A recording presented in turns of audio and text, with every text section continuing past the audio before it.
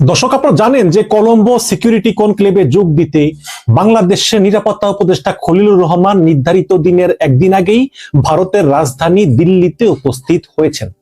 যতটুকু জানতে পারলাম যে খলিলুর রহমানের সঙ্গে তার সহকারী সিনিয়র সচিব মুস্তাইন বিল্লাহ গিয়েছেন এবং দুইজন ঊর্ধ্বতন সামরিক কর্মকর্তা গিয়েছেন। সামরিক কর্মকর্তা, তাদের নাম জানতে পারিনি। তো সাধারণত বাংলাদেশ থেকে কোনো উচ্চ পর্যায়ে কর্মকর্তা ভারতের রাজধানীতে গেলে বাংলাদেশ হাইকমিশন তাদের জন্য 5 স্টার হোটেল বুকিং করে। ডক্টর খলিলুর রহমানের জন্য ঠিক একই 5 স্টার হোটেল বাংলাদেশ হাইকমিশন দিল্লির পক্ষ থেকে বুক করা হয়েছিল। কিন্তু আশ্চর্যজনকভাবে ডক্টর খলিলুর রহমান তার জন্য নির্ধারিত সেই হোটেলে না উঠে তিনি বাংলাদেশ হাইকমিশনের কক্ষে থাকার সিদ্ধান্ত নেন এবং সেখানে রাত কাটান। এই বিষয়টা আমাকে ভাবায়। মানে আমি মনে করি যে হয়তোবা ডক্টর খলিলুর রহমান জানেন যে ভারত তাকে পছন্দ করে না, একেবারেই পছন্দ করে না। সুতরাং এই নয়াদিল্লির 5 স্টার হোটেলে হয়তো থাকা তার জন্য নিরাপদ হতে নাও পারে। এইসব চিন্তা করেই হয়তো তিনি এই হোটেলের বদলে বাংলাদেশ হাইকমিশনের একটি কক্ষে রাত কাটানোর সিদ্ধান্ত নেন। এটা আমার যুক্তি। এবং এরপর ঘুম থেকে উঠে সকালবেলা ভারতের জাতীয় নিরাপত্তা উপদেষ্টা অজিত দোভালের সঙ্গে আধা ঘন্টা রুদ্ধদ্বার বৈঠক করেন এবং এই বৈঠক নিয়েই মানুষের মনে ব্যাপক কৌতূহল যে কি কথা হয়েছে অজিত দোভালের সঙ্গে।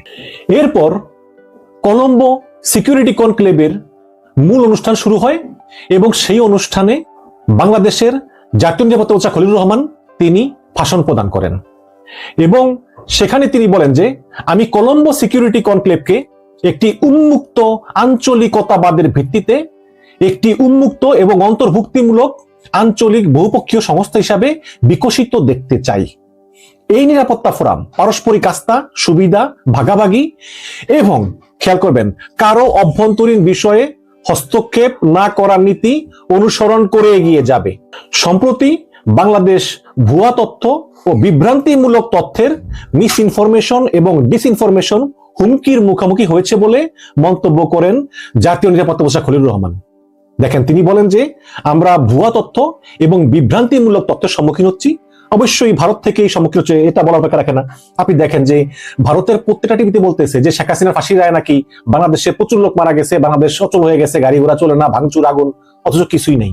তারা ওই বিভিন্ন দেশের বিভিন্ন আগুনের বিভিন্ন ছবি এনে তারা এইসব ভিডিও টিডিও বানায়। এবং আপনারা সবাই জানেন যে বাংলাদেশের বিরুদ্ধে সবচেয়ে বড় মিস ইনফরমেশন এবং ডিসইনফরমেশন উৎস হচ্ছে ভারত। তাহলে খলিলুর রহমানের বক্তব্যে আমরা দুটো জিনিস পেলাম। একটা হচ্ছে যে ভারত বাংলাদেশের ব্যাপারে কোনো নাক গলাতে পারবে না, স্পষ্ট তিনি মুখের উপর বলেছেন। দ্বিতীয়, এইসব মিস ইনফরমেশন এবং ডিসইনফরমেশন ছড়ানো যাবে না, তিনি এটা স্পষ্ট বলেছেন। এবার আসি যে এই অজিত দোভালের সঙ্গে রুদ্ধদ্বার বৈঠকে আসলে কি কথা হচ্ছে। দেখুন, এগুলো জানা খুব টাফ, বাট আমরা যেরকম উড়ে উড়ে জানি আর কি, যে অবশ্যই খলিলুর রহমান বাংলাদেশে এসেছেন, এসে সেখানে কিছু লোকের সঙ্গে কথা বলেছেন, কি কথাবার্তা হয়েছে, আলাপ আলোচনা হয়েছে, সেখানে সামরিক কর্মকর্তারাও ছিলেন। তো সব মিলিয়ে কিছু কিছু খবর আসলে আমাদের কানে আসে। তো এই নির্ভরযোগ্য সূত্রে যা জানা গিয়েছে সেটা হচ্ছে যে খলিলুর রহমান অজিত দোভালের সামনে খুবই স্ট্রং পজিশন নিয়েছেন, খুবই স্ট্রং পজিশন।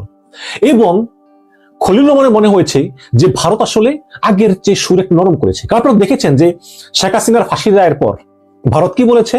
ভারত বলেছে যে আমরা এই শেখ হাসিনার রায়ের ব্যাপারে অবগত আছি এবং আমরা বাংলাদেশের জনগণের সঙ্গে কাজ করতে চাই, আমরা অংশীদারিত্বমূলক সম্পর্ক চাই এবং স্বচ্ছতা, জবাবদিহিতা এবং অংশগ্রহণমূলক সম্পর্ক সকল পক্ষের সঙ্গে নিশ্চিত করতে চাই, এরকম একটা কথা বলেছে তো, তাই না? তো এই স্টেটমেন্টটা কিন্তু আওয়ামী লীগের পছন্দ হয়নি। আওয়ামী লীগ মনে করেছিল যে ভারত সরকার বলবে যে না, এই বিচার ভুয়া, এই বিচার মানি না ইত্যাদি, কিন্তু ভারত সরকার কিছুই বলে নেই। ভারত সরকার পরোক্ষভাবে এই বিচারটাকে অ্যাকসেপ্ট করে নিয়েছে এবং ভারত সরকারের এই বিবৃতি শুনে কলকাতায় পলাতক আওয়ামী নেতাদের মধ্যে কান্নার রোল পড়ে গিয়েছে। তো ভারত আগের চেয়ে নরম হয়েছে, কোনো সন্দেহ নাই। এটাই খলিলুর রহমানের সঙ্গে রুদ্ধদ্বার বৈঠকে খলিলুর রহমান বুঝতে পেরেছেন। বাট খলিলুর রহমান অত্যন্ত স্ট্রং পজিশন নিয়েছেন। খলিলুর রহমান অজিত দোভালকে বলেছেন যে Hasina is a gone case, dead case, এটা নিয়ে আমরা কোনো আলোচনা করতে চাই না। আপনারা জানেন যে ভারতের জাতীয় নিরাপত্তা উপদেষ্টা অজিত দোভাল তিনি হচ্ছেন শেখ হাসিনার লোকাল গার্জিয়ান। শেখ হাসিনা পালিয়ে যাওয়ার সময় কিন্তু এই অজিত দোভালই শেখ হাসিনাকে হিন্ডন বিমানবন্দরে রিসিভ করেছেন এবং শেখ হাসিনা নাকি অজিত দোভালের হাত ধরে অনেক কান্নাকাটি করেছেন সেই সময়। যাই হোক, তো খলিলুর রহমান বলেছেন অজিত দোভালকে যে হাসিনার ব্যাপারে কোনো কথা শুনতে চাই না, হাসিনা হচ্ছে ডেথ কেস। বাংলাদেশে হাসিনা আর কখনোই ফিরবে না এবং তাকে পুনর্বাসনের কোনো প্রশ্নই আসে না। এখন অজিত দোভাল এটা খলিলুর রহমানকে জিজ্ঞেস করেছেন নাকি অজিত দোভাল নিজ থেকেই বলেছেন, এটা আসলে জানা যায়নি। এবং আমি শুনেছি যে অজিত দোভালের সঙ্গে খলিলুর রহমানের অত্যন্ত সৌহার্দ্যপূর্ণ পরিবেশে খোলামেলা কথা হয়েছে এবং খলিলুর রহমান অজিত দোভালকে বাংলাদেশ সফরের আমন্ত্রণ জানিয়েছেন। সুতরাং বোঝাই যায় যে এটা আলোচনাটা খুবই ভালোভাবে হয়েছে। এবং সেখানে আরো শোনা যায় যে ভারতের পক্ষ থেকে আলোচনার প্রস্তাব দেওয়া হয়েছে। কি আলোচনার প্রস্তাব দেওয়া হয়েছে আসুন সে ব্যাপারে একটু আলোকপাত করি। আলোচনা হচ্ছে যে ভারত চায় বাংলাদেশের ভিতর দিয়ে একটা ট্রানজিট, কলকাতা থেকে আসামের দিক দিয়ে বাংলাদেশের উপর দিয়ে যে একটা রেল লাইন বা সড়ক পথ পদ্মা সেতু হয়ে, এটা ভারত চায়। ভারত ট্রানজিট চায়, ভারত চট্টগ্রাম বন্দর ব্যবহার করতে চায়। তারপরে বাংলাদেশের ভিতরে কয়েকটা ইকোনমিক জোন চায়, যেমন ওই যে রপ্তানি উন্নয়ন ব্যুরো ইপিজেড এর মতো এরকম জোন চায়, ডিপ্লোমেসি উন্নয়ন করতে চায় এবং নিরাপত্তা বিষয়ক তথ্য আদান প্রদানের সহযোগিতা চায়। প্লাস একই সঙ্গে আরো বিভিন্ন কথাবার্তা আছে, যেমন ভারতের দাবি যে বাংলাদেশ নাকি প্রচুর জঙ্গিদেরকে জেলখানা থেকে ছেড়ে দিয়েছে, এটা নিয়ে একটা কনসার্ন আছে, সিকিউরিটি কনসার্ন এগুলো আছে। এই যে ভারত এই জিনিসগুলো চায়, এটা কিন্তু গোপন বিষয় না। এটা ভারত এর আগেও বিএনপি এবং জামাতকে প্রস্তাব দিয়েছিল যে যেই ক্ষমতায় আসো আমাদেরকে এই transit, corridor, economic zone, security, তথ্য আদান প্রদান এগুলো আমাদেরকে দিতে হবে। কিন্তু এই প্রথম অজিত দোভাল সরাসরি খলিলুর রহমানকে অ্যাপ্রোচ করলো যে আমরা এগুলো চাই এবং এতে আমরাও সহযোগিতা করব, তোমরাও সহযোগিতা পাবে। তখন উত্তরে খলিলুর রহমান বলেছেন যে আমরা আসি আর মাত্র 2.5 থেকে 3 মাস, এবং এই যে তোমাদের ট্রানজিট, তারপরে ইকোনমিক জোন প্রতিষ্ঠা, এগুলো হচ্ছে অনেক লং টার্ম আলোচনা, অনেক হিসাব নিকাশ, অনেক বিশেষজ্ঞ মহলে আলোচনা নির্ধারণ, অনেক কিছু। সুতরাং এটা আমাদের পক্ষে করা সম্ভব না, বাট পরবর্তী সরকার এসে এসব ব্যাপারে সিদ্ধান্ত নিবে। এবং খলিলুর রহমান বলেছেন যে যেহেতু বাংলাদেশের আদালতের একটা রায় হয়েছে এবং সেখানে শেখ হাসিনা এবং আসাদুজ্জামান খান কামালকে দণ্ড দেওয়া হয়েছে, সুতরাং আমরা তাদেরকে ফেরত চাই। তো অজিত দোভালের কথা হচ্ছে যে আসলে বাংলাদেশ ভারত সম্পর্ক এত বিশাল যে মৃত্যুদণ্ডপ্রাপ্ত আসামিকে রেখে আসলে আমরা সম্পর্ক নষ্ট করতে চাই না। কিন্তু যেহেতু শেখ হাসিনার সঙ্গে ভারতের একটা ঐতিহাসিক সম্পর্ক আছে এবং শেখ হাসিনাকে ভারতে রাখার ব্যাপারে ভারতের সর্বদলীয় একটা ঐক্যমত্য হয়েছে, সুতরাং শেখ হাসিনাকে ফেরত দেওয়ার ক্ষেত্রে আমাদের অনেক আলোচনা এবং সময় প্রয়োজন। তখন খলিলুর রহমান বলেছেন শেখ হাসিনার ব্যাপারে সময় প্রয়োজন ঠিক আছে, বাট এই যে আরো পলাতক নেতা যেমন আসাদুজ্জামান খান কামাল, ওবায়দুল কাদের, জেনারেল মুজিব, নওফেল, আরাফাত, এদেরকে পাঠিয়ে দাও, তাই না? আস্তে আস্তে এরা আসুক। তখন ভারতের জাতীয় নিরাপত্তা উপদেষ্টা অজিত দোভাল বলেছেন যে এগুলোর জন্য বাংলাদেশ সরকারের সঙ্গে আমাদের আলোচনার টেবিলে বসা প্রয়োজন। এবং কি আলোচনা হচ্ছে যে আমাদেরকে সুযোগ দিতে হবে, আমাদেরকে ট্রানজিট, করিডোর, ইকোনমিক জোন, তারপরে ডিপ্লোমেসি উন্নয়ন, তথ্য আদান প্রদান, এরকম বিভিন্ন দিতে হবে, তাহলেই আমরা এগুলোর ব্যাপারে ভেবে দেখব। প্লাস অজিত দোভাল বলেছেন যে পাকিস্তানের সঙ্গে সম্পর্ক, চায়নার সঙ্গে সম্পর্ক, সামরিক সহযোগিতা, এগুলোতে আমরা সন্তুষ্ট নই। তখন খলিলুর রহমান বলেছেন যে এগুলো সবই হচ্ছে আত্মরক্ষার জন্য, ভারতের বিরুদ্ধে ব্যবহার করার জন্য নয়। এবং পাকিস্তান এবং চীনের সঙ্গে আমরা ততটুকু সম্পর্কই রাখি যতটুকু সম্পর্ক আমাদের শুধু আত্মরক্ষার জন্য, ভারতের কোনো ক্ষতি করার জন্য নয়। সুতরাং এর ব্যাপারে তুমি 100% নিশ্চিত থাকো যে বাংলাদেশ থেকে কখনোই ভারতের বিরুদ্ধে কখনো কোনো কিছুই করা হবে না, এবং আমাদের সেই ইচ্ছাও নেই। হাসিনাকে বা কামালকে বা কাদেরকে বা অন্যান্যদেরকে বাংলাদেশে ফিরানোর জন্য বাংলাদেশ সরকার ভারতের সঙ্গে আলোচনার টেবিলে বসবে কিনা বা ভারতের সঙ্গে নেগোসিয়েশন করবে কিনা, এই ব্যাপারে আসলে খলিলুর রহমান নিজেরা তেমন কোনো মন্তব্য করেননি, বাট বলেছেন যে এগুলো একটা দীর্ঘ ব্যাপার, সুতরাং এগুলো পরবর্তী সরকারের জন্য আমরা রেখে দেব। তবে হ্যাঁ, আলোচনাটা এখন শুরু করা যায়, কিন্তু এটা যে শেষ হবে তা তো বলাই বাহুল্য, তাই না? মাত্র অল্প কয় মাস আছে। সুতরাং এই সামগ্রিক আলোচনা থেকে একটা বিষয় বোঝা যায় যে ভারতের টোন আগের চেয়ে অনেক নরম, তারা বাংলাদেশের সঙ্গে সহযোগিতামূলক সম্পর্ক চায় এবং তারা আসলে নতুন করে কোনো বিবাদে জড়াতে চায় না। এবং অজিত দোভাল খলিলুর রহমানকে বলেছে যে বাংলাদেশের জন্য অলরেডি আমরা ভারতের বিজনেস ভিসা গ্রহণ করা শুরু করেছি, আমরা তোমাদের সঙ্গে সহযোগিতামূলক সম্পর্ক চাই। কারণ ভারতও বুঝে গিয়েছে যে হাসিনার ফাঁসি রায়ের পর বাংলাদেশে কোথাও কোনো টু শব্দ হলো না, গন্ডগোল হলো না, তার মানে হাসিনার কোনো সমর্থন নাই, সে গন কেস। তো এখন তারা আমাদের সঙ্গে সুসম্পর্ক চায়। এবং খলিলুর রহমানও বলেছেন যে আমরা ভারতের সঙ্গে কোনো খারাপ সম্পর্ক চাই না, প্লাস সামনের নির্বাচন এখন তো নয়, কখনোই চাই না। তোমরা যদি বন্ধুত্বপূর্ণ সম্পর্ক বজায় রাখো তাহলে আমরাও রাখবো, কিন্তু আমাদেরকে এই যে অপরাধী যারা আছে দণ্ডপ্রাপ্ত তাদেরকে ফেরত দিতে হবে। এবং দর্শক, সবচেয়ে গুরুত্বপূর্ণ তথ্য হচ্ছে অজিত দোভাল খলিলুর রহমানকে বলেছেন যে শেখ হাসিনা না হোক, অন্তত আওয়ামী লীগের কিছু হেভি ওয়েট পলাতক নেতা যারা কলকাতায় লুকিয়ে আছেন তাদেরকে বাংলাদেশ সরকারের কাছে এই সরকারের আমলেই, এই আগামী 2-3 মাসের ভিতরেই এই সরকারের আমলেই ভারত হ্যান্ড ওভার করতে পারে। শেখ হাসিনা না, কিন্তু যারা আছে যেমন কামাল, কাদের, জেনারেল মুজিব, অন্যান্য যারা আছে, অনেকে আছে না, এদের কয়েকজন হেভি ওয়েট আওয়ামী লীগ নেতাকে এই সরকারের আমলেই ভারত হস্তান্তর করবে বাংলাদেশের কাছে, যদি বাংলাদেশের কাছ থেকে তারা কিছু নিশ্চয়তা পায়। এর জন্য তারা চায় বাংলাদেশ সরকার আলোচনার টেবিলে বসুক। আর বাকি থেকে শেখ হাসিনা, শেখ হাসিনার বিষয়ে তারা এখনো কোনো কথা বলেনি, বাট আমি তথ্য শুনেছি, সেটা হচ্ছে যে শেখ হাসিনাকে তারা তৃতীয় কোনো দেশে পাঠানোর পরিকল্পনা করতেছে। ভারত চায় যে শেখ হাসিনাকে যতই তারা রাখবে ততই বাংলাদেশের সঙ্গে সম্পর্ক নষ্ট হবে, কারণ শেখ হাসিনার মুখও বন্ধ হবে না, বাংলাদেশের সঙ্গে সম্পর্ক ভালো হবে না। সুতরাং যদি শেখ হাসিনাকে তৃতীয় কোনো দেশে পাঠিয়ে দেওয়া যায় তাহলে ভারতের সমস্যা নাই। এখন ভারতের পছন্দ হচ্ছে পূর্ব ইউরোপের দেশ, খুব সম্ভবত বেলারুশ। আপনারা জানেন যে বেলারুশের প্রেসিডেন্ট আলেকজান্ডার লুকাশেঙ্কো আজকে মনে হয় 45 বছর ধরে ক্ষমতায়, 45 ইয়ার্স। তো তিনি মূলত ভারত চায় শেখ হাসিনাকে সেখানে পাঠিয়ে দিতে, কারণ শেখ হাসিনাকে ভারত এমন দেশে পাঠাতে চায় যে দেশের সঙ্গে বাংলাদেশের কোনো কূটনৈতিক সম্পর্ক নাই। সুতরাং বাংলাদেশ ওই দেশকে কি বললো না বললো ওই দেশ কেয়ার করবে না। যদি বাংলাদেশ বলে বেলারুশকে হাসিনাকে ফিরিয়ে দাও, বেলারুশ কেয়ার করবে না। প্লাস ভারত হাসিনার খরচটা সব বহন করবে বেলারুশে থাকলেও। এর কটা শর্তে আসলে চাইবে শেখ হাসিনাকে বেলারুশে পাঠিয়ে দিতে। বাট আমি এখনো বিশ্বাস করি শেখ হাসিনাকে কখনোই বাংলাদেশের কাছে তুলে দিবে না। হয়তো খলিল সাহেবকে বলতেছে আসো আলোচনার টেবিলে বসি, তারপর দেখা যাবে, বা সর্বদলীয় বৈঠক করতে হবে, অন্যান্য দলের সঙ্গে কথা বলতে হবে, কিন্তু আমি মনে করি এখনো শেখ হাসিনাকে কখনোই ভারত ফেরত দিবে না।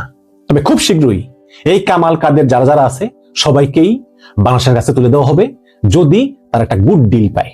এবং আশা করি খুব শীঘ্রই নতুন নির্বাচিত সরকার যারা আছে তারা আলোচনার টেবিলে বসে এই যারা আছে, এই পলাতক যারা আছে শেখ হাসিনা ছাড়া, যদি তাদেরকে ধরে এনে তাদের বিচারটাও করা যায় তাও তো খারাপ না, তাই না? দর্শক, আপনারা কি ভাবছেন? এই যে বাংলাদেশের জাতীয় নিরাপত্তা উপদেষ্টা খলিলুর রহমান, তিনি এই যে ভারতে গেলেন, ভারতে গিয়ে উঁচু গলায় কথা বললেন যে বাংলাদেশের ব্যাপারে কারণা গোলানো যাবে না, বাংলাদেশের ব্যাপারে মিস ইনফরমেশন ছড়ানো যাবে না। আপনারা এই বিষয়গুলো কিভাবে দেখছেন? এবং অজিত দোভালের সঙ্গে খলিলুর রহমানের বৈঠকে যে কথাগুলো হলো এইগুলোকে আপনারা কিভাবে মূল্যায়ন করতেছেন একটু কমেন্টে জানাবেন। বিএনপি চেয়ারপারসন বেগম খালেদা জিয়ার সাথে সশস্ত্র বাহিনী দিবসে সেনাকুঞ্জে যে প্রোগ্রাম, সেই প্রোগ্রামে একটা অস্বাভাবিক ঘটনা ঘটে গেছে। এই ঘটনা প্রমাণ করে যে খালেদা জিয়ার প্রধানমন্ত্রী হওয়ার চান্স নাই এবং ভোটে জেতার কোনো সম্ভাবনা নাই। খালেদা জিয়াকে বিএনপি ভোটের মাঠে এনে ভুল করছে। খালেদা জিয়ার মাধ্যমে নির্বাচনী রেসে জয়লাভ করা আদৌ সম্ভব নয়। দর্শক, বেগম খালেদা জিয়া সেনাকুঞ্জের সশস্ত্র বাহিনী দিবস উপলক্ষে আয়োজিত অনুষ্ঠানে যোগদান করেছেন। এই অনুষ্ঠান খালেদা জিয়ার উপস্থিতিতে আরো বেশি সুন্দর হয়েছে, আরো বেশি আকর্ষণীয় হয়েছে, আলাদা একটা আকর্ষণ পেয়েছে। এমনকি গণমাধ্যমে খালেদা জিয়ার উপস্থিতি অত্যন্ত চমৎকারভাবে ফুটে উঠেছে এবং টোটাল অনুষ্ঠানের অন্যতম আকর্ষণীয় বিষয় ছিল সাবেক প্রধানমন্ত্রী বেগম খালেদা জিয়ার উপস্থিতি। এই দৃশ্যটা ভালো লাগার, আকর্ষণীয়, অ্যাট্রাকটিভ, আপিলিং, সব ঠিক আছে, কিন্তু বিএনপির ভোটের রাজনীতি, ব্যক্তি খালেদা জিয়ার ভোটের রাজনীতির জন্য খালেদা জিয়া ভোটে জিতে আসবেন এর জন্য অত্যন্ত নেতিবাচক। আপনি সেনাকুঞ্জের অনুষ্ঠানের টোটাল চিত্র যদি দেখেন, দৃশ্যটা ছিল খালেদা জিয়ার প্রতি সিম্প্যাথি, এবং ছবি নিউজ দেখে জনগণের রিয়াকশন ছিল খালেদা জিয়ার প্রতি সিম্প্যাথি। যেমন, যেহেতু জামাত ইসলামী এবার খালেদা জিয়ার প্রতিপক্ষ, এই জন্য জামাত ইসলামের লোকজন এনসিপি, খালেদা জিয়া বা বিএনপির প্রতিপক্ষ নির্বাচনী মাঠে, তারা কিন্তু কিছুতেই ধানের শীষে ভোট দিবে না। আর খালেদা জিয়া 3 আসনে ধানের শীষ প্রতীক নিয়ে নির্বাচন করবেন বলা হচ্ছে। কিন্তু খালেদা জিয়ার বিরুদ্ধে যারা ভোটে লড়বেন, সেই জামাত, সেই এনসিপি, খালেদা জিয়ার প্রতি যে সম্মান দেখালো, তার সাথে যেভাবে দেখা করলো, তাকে যে শ্রদ্ধা দেখালো, এটা কিন্তু খালেদা জিয়ার প্রতি রাজনৈতিক সমর্থন নয়, ধানের শীষে ভোট দেওয়ার সমর্থন নয়, এটা হচ্ছে সিম্পিতি, করুণা, শ্রদ্ধা। সব শ্রদ্ধায় ভোট দেওয়া হয় না। তাহলে কি দাঁড়ালো? যে খালেদা জিয়াকে জামাত ইসলামী সম্মান করে, শ্রদ্ধা দেখায় এবং খালেদা জিয়ার প্রতি সিম্পিতি আছে। এনসিপি খালেদা জিয়াকে শ্রদ্ধা করে, সম্মান দেখায় এবং খালেদা জিয়ার প্রতি এনসিপির সিম্পিতি আছে, কিন্তু ধানের শীষে খালেদা জিয়াকে ভোট দিবে না। যদিও খালেদা জিয়ার নির্বাচনী আসনে বলা হয়েছিল যে এনসিপির কোনো প্রার্থী থাকবে না, কিন্তু কেউ কেউ খালেদা জিয়ার নির্বাচনী আসনে মনোনয়ন কিনেছেন এবং ব্যক্তি খালেদা জিয়াকে ভোট দিলেও ওভারঅল ধানের শীষের সমর্থক তো আর তারা না, এবং শেষ পর্যন্ত এই সমীকরণ থাকবে না। খালেদা জিয়ার আসনে এনসিপি প্রার্থী না দিলেও দাঁড়িপাল্লার প্রার্থী তো থাকবে, তো এনসিপির লোকজন দাঁড়িপাল্লায় ভোট দিবে হয়তো, যেহেতু জাতীয় রাজনীতিতে এনসিপি বিএনপি সম্পর্ক একদম কন্ট্রাডিক্টরি। অতএব এনসিপির লোকজন খালেদা জিয়ার আসনে প্রার্থী না দিলেও ধানের শীষে ভোট দিবে, এটা হওয়ার কথা নয়। তাহলে কি দাঁড়ালো? যে খালেদা জিয়া এখন করুণা পাচ্ছেন, সম্মান শ্রদ্ধা পাচ্ছেন, কিন্তু ভোট পাবেন না। করুণা দিয়ে ভোট হয় না, সিম্পিতি দিয়ে নির্বাচনে জেতা যায় না। খালেদা জিয়ার স্ট্যাটাস এখন সিম্পিতি পাওয়া, করুণা পাওয়া, শ্রদ্ধা পাওয়া, সম্মান পাওয়া।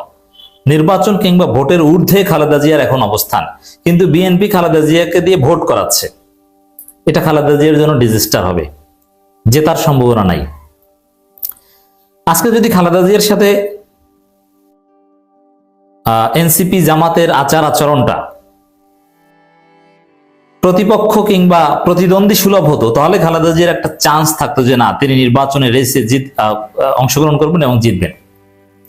যেমন এই সেনাকুঞ্জের এই 21 নভেম্বরের অনুষ্ঠানে যুগ যুগ ধরে একটা সৌন্দর্য ছিল যে প্রত্যেক বছর খালেদা জিয়া শেখ হাসিনার দেখা সাক্ষাৎ না হলো সেনাকুঞ্জে দুইজন সুন্দর পোশাক পরে পাশাপাশি বসতেন, দেখা সাক্ষাৎ হতো, কথা বলতেন। এটা এখন ইতিহাস। তখন খালেদা জিয়া এবং শেখ হাসিনার মধ্যে যে সম্পর্কটা ছিল, যেভাবে তাদের মধ্যে হৃদ্যতাপূর্ণ সম্পর্ক ছিল, ওটা ছিল প্রতিদ্বন্দ্বীর সাথে একটা সুন্দর মুহূর্ত, প্রতিযোগীর সাথে একটা সুন্দর পিসফুল কোএক্সিস্টেন্স। জামাত এনসিপির সাথে আজকে খালেদা জিয়ার ইন্টারেকশনটা যদি এরকম হতো, তাহলে খালেদা জিয়া নির্বাচনে জেতার একটা চান্স ছিল। কিন্তু এখন খালেদা জিয়া সম্মান এবং করুণার পাত্র, সিম্পিতির পাত্র, এভাবে জেতা যায় না। রাজনৈতিক প্রতিপক্ষ খালেদা জিয়াকে মনে না করলে খালেদা জিয়া জিতবেন কিভাবে? অতএব খালেদা জিয়া নির্বাচনে জেতার সম্ভাবনা প্রায় শেষ। দর্শক, শুক্রবার বিকেলে রাজধানীর সেনাকুঞ্জে সশস্ত্র বাহিনী দিবস উপলক্ষে আয়োজিত অনুষ্ঠানে প্রধান উপদেষ্টা প্রফেসর মোহাম্মদ ইউনূস ও বিএনপি চেয়ারপারসন বেগম খালেদা জিয়ার সাথে এনসিপি নেতৃবৃন্দ সাক্ষাৎ করেন। এখন ইউনূসকে যেভাবে সম্মান করেন, খালেদা জিয়াকে ওভাবে সম্মান করেন। রাজনৈতিক প্রতিপক্ষ মনে করেন, আর প্রতিদ্বন্দ্বী প্রতিপক্ষ মনে না করলে জেতা যায় না। দর্শক, এখানে জামাত ইসলামীর আমির ডাক্তার শফিকুর রহমান ও খালেদা জিয়ার সাথে সাক্ষাৎ করেছেন। হৃদ্যতাপূর্ণ সম্পর্ক, শ্রদ্ধা, প্রতিদ্বন্দ্বী সুলভ আচরণ নয়। তারেক রহমান হয়তো বা জিতবেন বা জিততে পারেন, সম্ভাবনা আছে, হারতেও পারেন, কিন্তু খালেদা জিয়া জয়লাভ করবেন বলে মনে হচ্ছে না, এবং এর মাধ্যমে খালেদা জিয়া শেষ জীবনে এসে বিতর্কিত হবেন। তো দর্শক, প্রফেসর ইউনূসও খালেদা জিয়াকে যে রেসপেক্ট করেছেন, এটা একজন রাজনৈতিক দলের নেত্রীর সাথে এ ধরনের ইন্টারাকশন হওয়ার কথা না। যেমন প্রফেসর ইউনূস নিরপেক্ষ, তিনি খালেদা জিয়া, ডাক্তার শফিকুর রহমান সবার প্রতি নিউট্রাল থাকবেন, সমান আচরণ করবেন, এটাই তো হওয়ার কথা। কিন্তু প্রফেসর ইউনূস এমন ভাবে আচরণ করছেন খালেদা জিয়ার সাথে যে খালেদা জিয়া বাংলাদেশের গার্ডিয়ান, সর্বজন শ্রদ্ধেয়, তিনি পক্ষপাতের ঊর্ধ্বে, তিনি আলাদা সম্মানের যোগ্য। এর মাধ্যমে প্রমাণিত হয় যে খালেদা জিয়া আসলে প্রার্থী না, ইউনূস নিরপেক্ষ না, খালেদা জিয়া প্রার্থীর ঊর্ধ্বে। আর এই প্রার্থীর ঊর্ধ্বে হওয়ার কারণেই খালেদা জিয়া হারবেন। আমরা এটাই রাখতে চাই। পিনাকি ভট্টাচার্য এটা বারবার বলেন, খালেদা জিয়াকে আমরা নির্বাচন, রাজনীতি, ডিভিশন, প্রতিদ্বন্দ্বী প্রতিপক্ষ এগুলোর ঊর্ধ্বে রাখতে চাই। বরং খালেদা জিয়াকে নিয়ে প্রস্তাব আসতে পারে যে যে দলে জিতুক তাকে এই আবশ্যিক নেত্রীকে প্রধানমন্ত্রী বানাবে। যদিও জামাত এটা মানবে না, কোন দুঃখে মানবে? কেন নির্বাচনে জিতে আসা ছাড়া তাকে প্রেসিডেন্ট বানাতে চাইবে? কিন্তু এই প্রস্তাব দিতে পারে। এই প্রস্তাব দিলে এমন আছে যে জামাত সম্মান দেখানোর ক্ষেত্রে খালেদা জিয়ার কাছে এই প্রস্তাব নিয়ে যেতে পারে। এরপরে খালেদা জিয়া বাস্তবতার নিরিখে সেই প্রস্তাব বিনয়ের সাথে প্রত্যাখ্যান করতে পারে যে না, অন্য কাউকে বানাও, আমার বয়স নাই, তাহলে সব ঠিক থাকে। প্রধান উপদেষ্টা ভাষণ দিয়েছেন, সংবর্ধনা অনুষ্ঠানে নানান কথা বলেছেন, জাতি গঠনের কথা বলেছেন, সেনাবাহিনী সশস্ত্র বাহিনীর প্রশংসা করেছেন। দিনভর নানান আয়োজন ছিল। সেখানে কোনো কোনো প্রোগ্রামে দৃশ্যপটে শাহাবুদ্দিন চুপ্পু ছিলেন। এটা আলাদা আরেকটা পরিকল্পনার অংশ যে শাহাবুদ্দিন চুপ্পু কেন থাকবে, সে তো বঙ্গভবন থেকে বের হওয়ার কথা না, তাকে তো লাথি দিয়ে সরিয়ে দেওয়ার কথা, তারপরে যেহেতু রেখেছেন। এটা প্রফেসর ইউনূসের সূক্ষ্ম রাজনীতির একটা পার্ট। তিনি দৃশ্যপটে শাহাবুদ্দিন চুপ্পুকে রাখছেন, আনছেন, তাকে নিয়ে খেলছেন, তার মাধ্যমে জুলাই সনদ সংবিধান লঙ্ঘন করে স্বাক্ষর করিয়েছেন। সংবিধান অনুযায়ী অধ্যাদেশে সাইন করার সাংবিধানিক এখতিয়ার রাষ্ট্রপতির আছে, কিন্তু জনগণের অভিপ্রায়ের ভিত্তিতে কোনো আদেশে সাইন করার এখতিয়ার সংবিধান অনুযায়ী রাষ্ট্রপতির নেই। এটা বিপ্লবে নেতৃত্ব দানকারী কারো আছে, কিন্তু চুপ্পু তো হাসিনার লোক, সে তো আর বিপ্লবের পার্ট না, তার মাধ্যমে এটা করাচ্ছেন। এটা প্রফেসর ইউনূসের সুদূর প্রসারী সূক্ষ্ম রাজনীতির একটা অংশ।